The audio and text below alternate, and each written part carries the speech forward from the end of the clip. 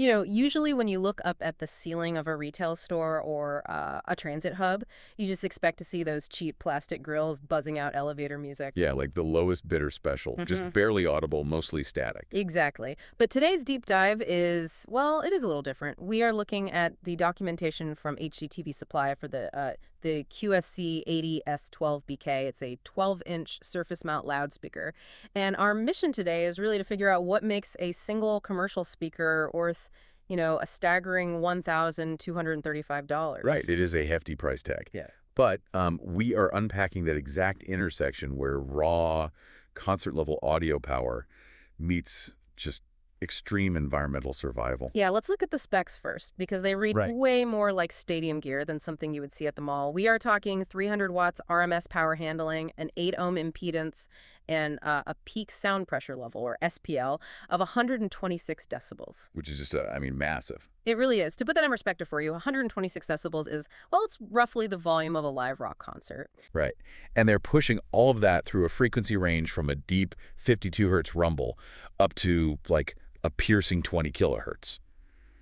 That is an incredible amount of localized acoustic pressure for just a surface-mounted unit. Which frankly sounds kind of terrifying. I mean, nobody wants rock concert volume blasting their eardrums while they're just, trying to buy shoes or wait for a train.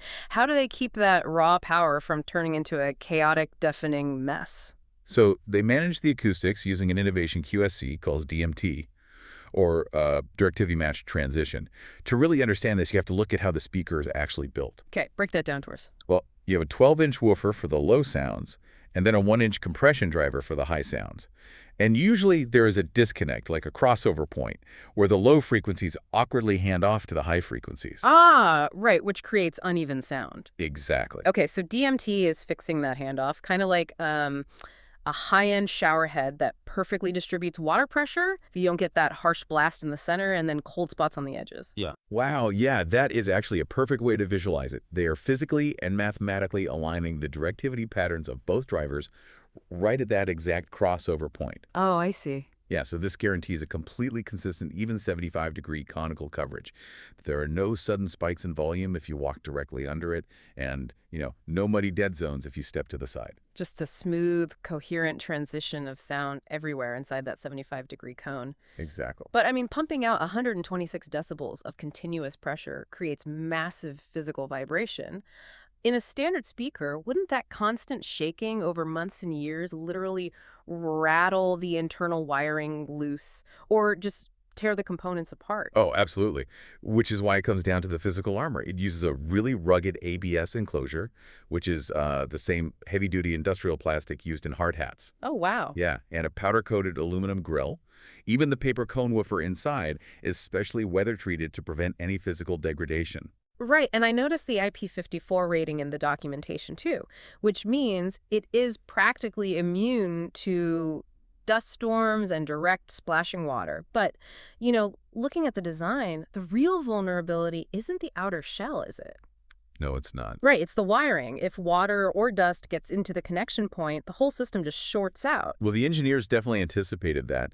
The 4-pole Euroblock connector, which is where the actual audio wires plug into the unit, is totally hidden away under a sealed input cover. Oh, that makes sense. Yeah, it's a localized preventative measure against the kind of creeping moisture that causes those, catastrophic electrical failures over time. Okay, so that handles the environmental threats. But I would imagine the other big threat isn't just water, it's the speaker vibrating itself out of alignment. Right, the vibration again. Yeah, because if you spend all this time angling that perfect 75-degree cone of sound, a vibrating 12-inch woofer is going to slowly droop the speaker mount, right? Does the mounting bracket account for that constant shaking? It actually does, yeah. Through what they call the X-mount system. The X-mount. Yeah, instead of relying on, a simple friction hinge that can slowly slip under the weight and vibration, the physical mount mechanically locks the angle into place. Oh, so it just won't move. Right.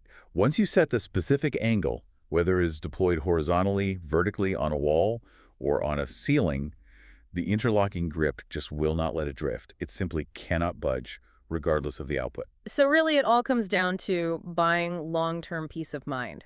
For that $12,235 price tag, you're investing in a piece of technology that you install exactly once and it just relentlessly performs. Exactly. And it even comes with a standard 3-year warranty that doubles to 6 years just by registering it. Wow. Yeah, you are basically paying to solve the problem of audio decay. You want pristine sound without ever having to send a technician up a ladder to fix a drooping mount or a corroded wire. Which leaves us with a final thought for you to ponder. Yeah, I love this part. If modern commercial spaces, from casinos to transportation hubs, are quietly deploying indestructible, perfectly tuned acoustic tanks like this just to broadcast foreground and background music, it makes you wonder. It really does. How much of your mood and behavior in public spaces is being subconsciously directed by invisible technology you never even look at?